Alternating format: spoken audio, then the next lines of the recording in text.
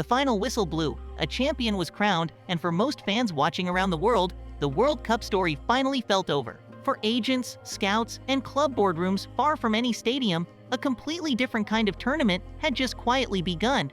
Every single touch a player made in front of a global television audience was also, in a very real sense, being priced. This kind of story had happened before.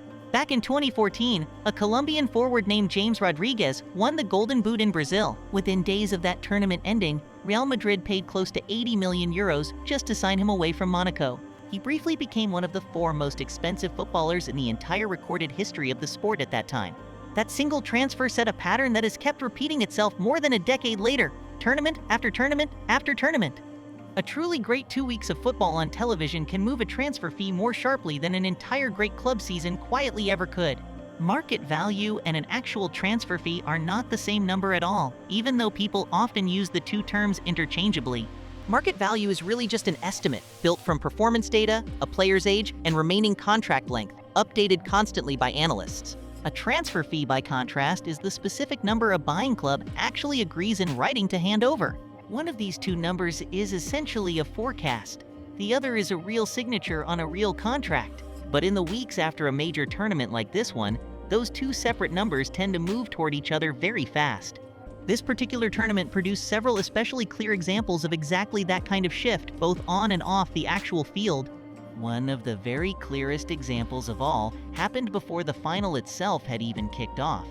An English midfielder named Elliot Anderson had spent the entire tournament starting every single match for his national team. Behind the scenes, far from the cameras, Manchester City were quietly finishing a deal to sign him from Nottingham Forest. The transfer fee being discussed by both clubs was reported at roughly £116 million, a genuinely enormous sum. That figure alone made him the single most expensive British player ever transferred directly between two clubs in history. The previous record for that particular milestone belonged to Jude Bellingham's move to Real Madrid back in the summer of 2023.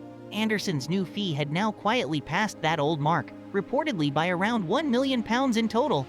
Only 2 transfers in the entire history of English football's top league had ever cost a buying club more money.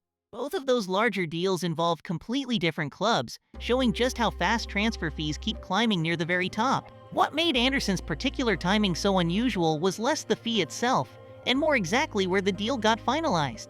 He completed his medical examination in Kansas, one of the official host cities for this year's World Cup. At that exact same moment, he was still actively competing for his country in the middle of the tournament itself. The formal transfer paperwork waited quietly until his eventual return home, but the real substance of the deal was already done. A transfer of this size, agreed in the middle of an ongoing tournament, is genuinely rare anywhere in the sport. Clubs usually prefer to wait patiently until a player's club season and any international tournament is completely finished first. Manchester City clearly judged that waiting even a few more weeks longer carried a real financial risk of its own. A strong, sustained World Cup performance could realistically only push his personal valuation higher, never meaningfully lower. Locking in the transfer fee early simply meant paying today's lower price instead of a likely higher one tomorrow. It was, in effect, a financial bet placed in real time based on form that was still actively being shown on the field. Anderson's case was genuinely dramatic, but it was far from being the only valuation shift that entire month around the tournament. 2 of the tournament's biggest individual storylines were unfolding at exactly the very top end of the transfer market. Lamine Yamal, still just 17 years old, had just captained his way to a World Cup title alongside Spain. Erling Haaland had scored 7 goals across the entire tournament, one of the highest single tournament totals recorded in years. After the tournament concluded, both players were separately valued at exactly €220 million apiece. That specific figure had reportedly never once been reached by any footballer in the sport's recorded market history before. It marked the very first time that 2 separate players had ever crossed the €200 million line together. Kylian Mbappe, the tournament's outright leading scorer, climbed back up toward €200 million in valuation himself. His Golden Boot-winning performance directly restored personal value that had quietly drifted lower across recent club seasons. None of these 3 separate valuation numbers actually came from any club agreeing in writing to pay them.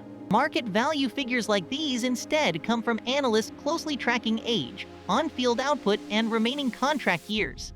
Fan input and comparable recent transfer fees also quietly feed into exactly how these running estimates get calculated. No club is ever contractually bound to that published number, and no player can simply demand it directly either.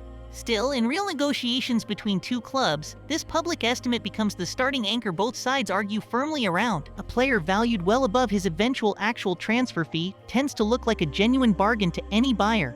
A player who moves for far more money than his own valuation instead looks like a considerable gamble to outsiders. But before this particular tournament, literally no footballer had ever been priced above 200 million euros by anyone. Two entirely different players reaching that exact same figure within just days of each other was genuinely unprecedented.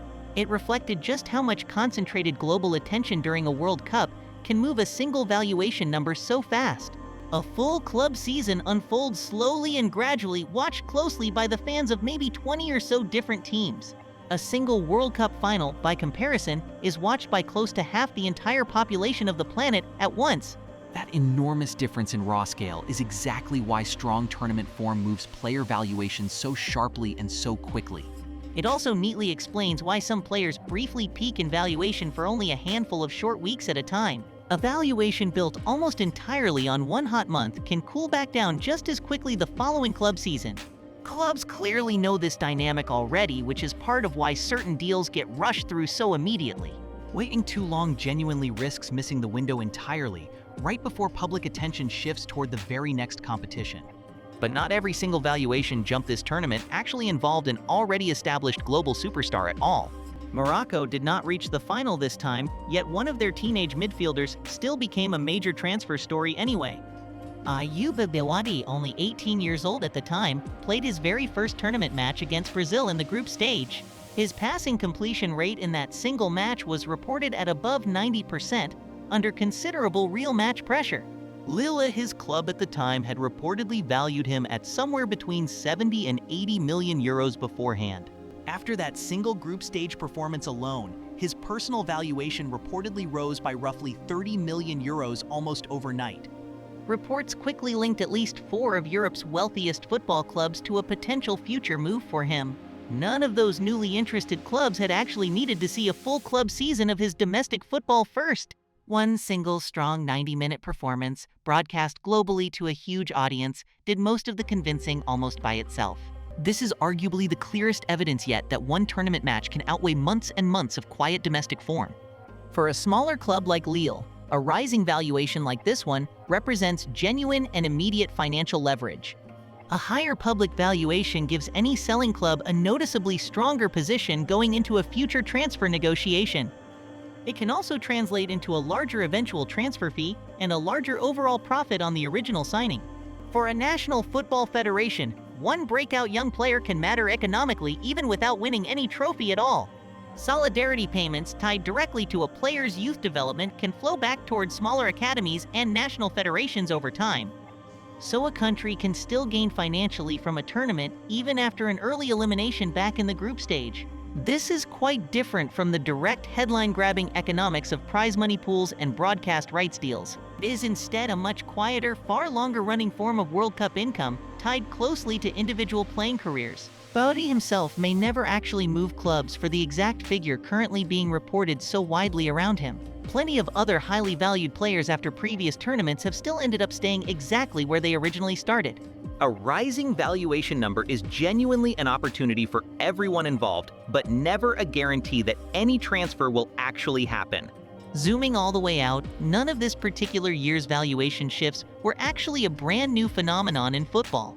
The exact same underlying pattern played out back in 2014 and in most major tournaments held ever since then. A genuinely great 2 weeks in front of a global television audience has always moved a player's asking price.